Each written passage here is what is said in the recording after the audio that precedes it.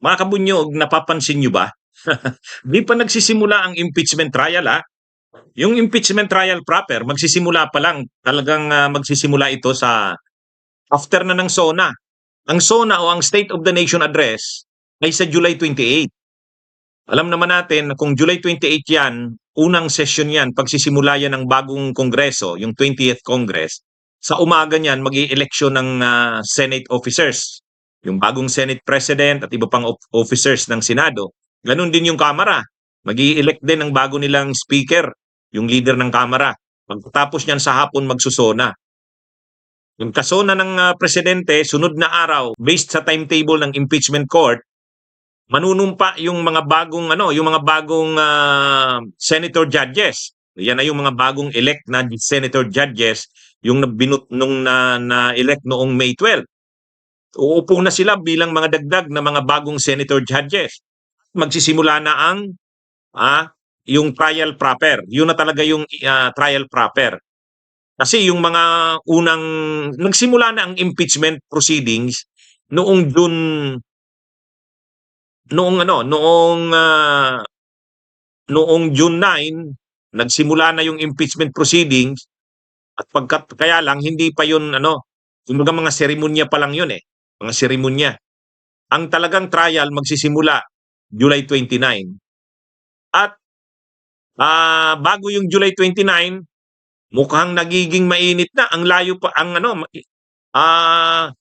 mahigit isang buwan pa yung July 29. Pero ngayon pa lang nararamdaman na natin. Nararamdaman niyo rin ba? Kumukulo ang init Ang Senado nag-designate na ng kanilang spokesperson, itong si Attorney Tunggol. Hindi daw yan Tunggol. Narinig ko nung in-interview itong si Attorney, Reginald bang pangalan nito? Attorney Tunggol. Tinanong siya kung paano pinopronounce yung apelyido niya, Tungol o Tunggol. Ayang sabi niya parang Munggol daw ang pronunciation niya. O kaya di Tunggol. O yan, si Attorney Tunggol. Yan si Attorney Tunggol, mainit din ang mga statements nito. Mainit. Talagang kung ano yung stand ng Senado, pinagtatanggol niya talaga. Siyempre, spokesperson ka ng Senado. Di anong trabaho mo? Di pagtanggol yung stand ng Senado. Nag-designate din ang Kamara ng bagong spokesperson ng prosecution panel. Itong si Attorney Bukoy. Itong si Attorney Bukoy, matindi rin. Direct sa punto kong tumira Hindi rin talagang tinapatan din Ang ginawa ng Kamara, tinapatan din itong si Tunggol. Kung may spokesperson ng Senado sa katauhan nito ni Attorney Tunggol, ang Kamara naman mayroon din itong si Attorney Bukoy. Magaling itong si Bukoy Ano ito? Dating flag lawyer daw ito Free Legal Assistance Group. Pag sinabi mong flag lawyer, palaban talaga yan. Palaban yan. Nakita rin natin nakita natin itong si Tunggol, talagang kung ano yung sinasabi ni Chis Escudero, yun din ang sinasabi nito. Kumbaga kung si Chis Escudero ay pag nagpi-press briefing ay tumatampok ang kilay at cute, yung kanyang mga matalinghagang mga pananalita, akala na Chis madadala sa kilay-kilay at madadala sa matatalinghagang pananalita. Itong si Tunggol, hindi, abogadong-abogado, nag-i-English, talagang masyadong legalistic yung kanyang mga termino, paliwanag. Pero pinapaliwanag niya kung anong nangyari sa Senado. Pero sabay may tira. Halimbawa, tinitira niya yung Kamara. Ang gawin nyo kasi sa Kamara, sagutin nyo na lang yung hinihingi ng impeachment court. Pag hindi, lalo nyong inaabala. Yung mga ganun yung komentaryo nito ni Attorney Tunggol. Pag hindi nyo sinagot, lalo nyong inaabala ang impeachment. Yan yung mga tira ni Tunggol. Ito rin yung nag-relay, ito rin si Tunggol ang nagsabing, kapag hindi sinunod ng prosecutors ang order ng Senado, posible na ang Senado bilang impeachment court ay i-cite sila in contempt. Yung mga ganong babala na itong si Attorney Tunggol. Bigla, nitong nakaraang araw, pinakilala na rin itong si Attorney Bukoy spokesperson naman ng Kamara, matapang din. Sabi nito ni Attorney Bukoy, ang totoo yung mga yumaong mga kilalang senador na kagalang-galang ng ating bansa, mga Jokno, Tanyada, Aquino, yung mga kagalang-galang daw na mga senador ng bansa. Ano? Na nakakahiya itong kasalukuyang Senado kung ikukumpara mo sa mga dating senador ng bansa na kagalang-galang. Yung mga ganun, masakit yung salita na yun. Masakit yung mga pananalita na yun ni Bukoy, ni Attorney Bukoy. At ang sabi niya pa, kung wala ka naman kasing tinatago, bakit ka matatakot? Yung mga tira kay Sara Duterte. Ha? Ha? Kaya matindi na napanood nyo, ha? Filipinong-Filipino, Tagalog ang lengguwahe nito. Bihira mag-English itong si Bukoy. Pero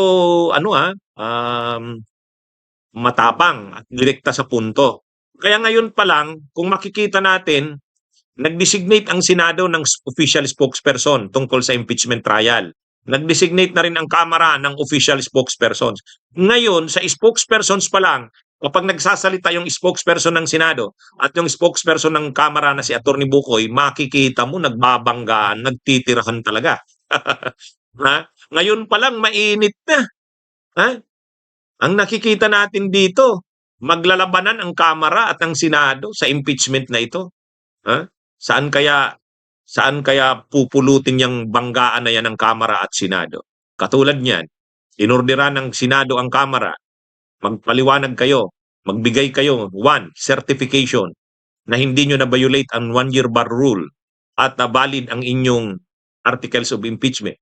Pangalawa, sagot ng 20th Congress ng intent na ipagpapatuloy nila ang impeachment. Yun, inorderan ng Senado. Sabi ng Kamara, bakit kami inorderan ng Senado ng ganun? Ano yan co-equal naman ng Kamara at Senado. At saka ang trabaho ng Senado ay mag-proceed na sa trial. Hindi na binabalik yan sa amin dito sa Kamara. Hindi muna namin tatanggapin yan, hindi muna namin sasagutin yan.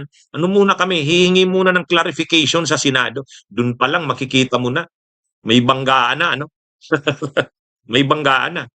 At nagsalita na rin si Speaker Martin Romualdez. Sabi ni Martin Romualdez, medyo deeply concerning. Ibig sabihin, nakakabahala itong ginagawa ng Senado. Itong ginawa ng Senado na pagbalik, pag-remand back, or pag-return back ng articles of impeachment sa Kamara ay deeply concerning.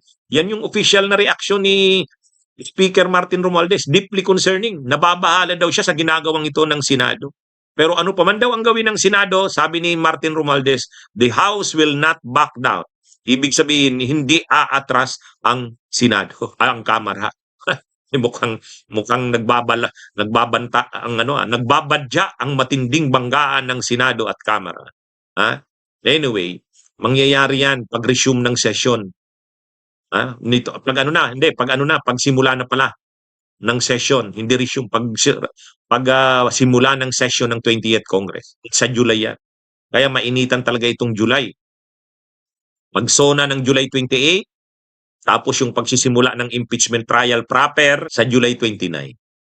Mainitan ito. Pero bago pa yan, magiging madalas ang mga press briefing nito ni Attorney Tunggol, spokesperson ng Senado, Attorney Bukoy, spokesperson ng Kamara. At ang Kamara, palaban na rin Palaban na rin.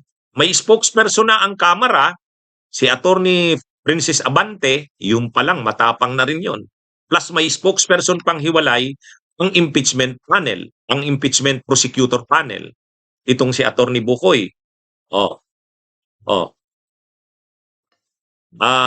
Kaya ito, matindi, magbabanggaan talaga ito. Nakikita na natin. Na nyo na ba? Napapansin nyo? Sa spokespersons pa lang, nagbabanggaan na. Nagbabanggaan na. Hindi. Yung mismong Senate President saka Speaker, nagpapatutsadahan na. Anong mga patutsadahan yan? Sabi ni Escudero, kung kayo sa Kamara, sunod-sunuran kayo kay Speaker Martin Romualdez, kung anong sabihin ni Martin Romualdez ginagawa nyo, wag nyo kaming itulad sa inyo. Yung pa lang. Piko na, aburido na si Chich Escudero. Tinitira na si Martin Romualdez, eh.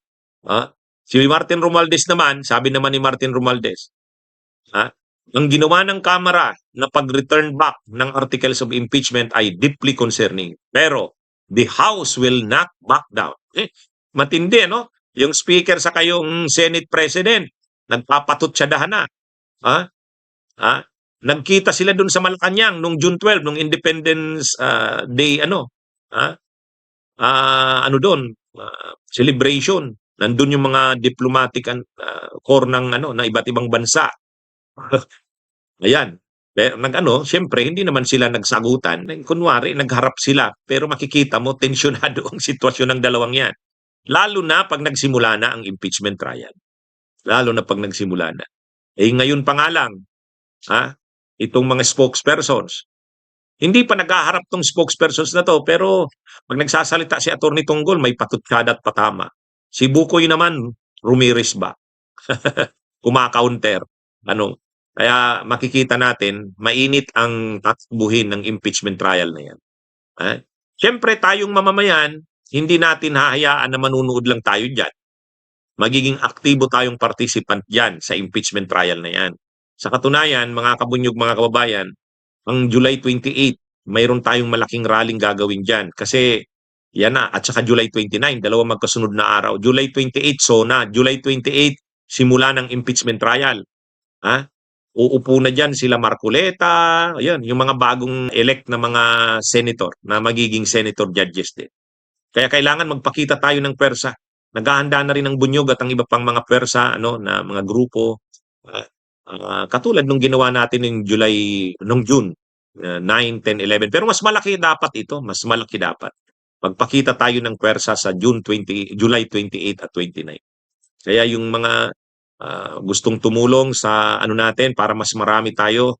Marami kasing gustong sumama pero syempre, sila transportation, lalo pat maulan. Lagi pag SONA, maulan 'yan. Kaya gusto nila may sasakyan din para pag-uwi nila, hindi naman sila mahirapan. Kaya sa mga tumutulong na mga kabunyog, kababayan natin, nagsisimula na po tayong maghanda para sa malaking mga rally sa July, Kasi yan, simula na ng impeachment trial. Magkita dapat tayo ng pwersa dyan. Hindi pwedeng itong mga senador ay hayaan na lang na kung anong gusto nila. Hindi. Kailangang makita nila na ang mamamayan ay nagbabantay. Okay? So, mga kabunyog, mga kababayan, magandang araw sa inyong lahat. Bunyog, bunyog, halikan na kasama ka. Bunyog, kapag buklod ay may pag-asa. Luzon, Visayas, Mindanao, isa ang pananaw. Sa bagong Pilipinas ang bunyog isisigaw. Bunyog.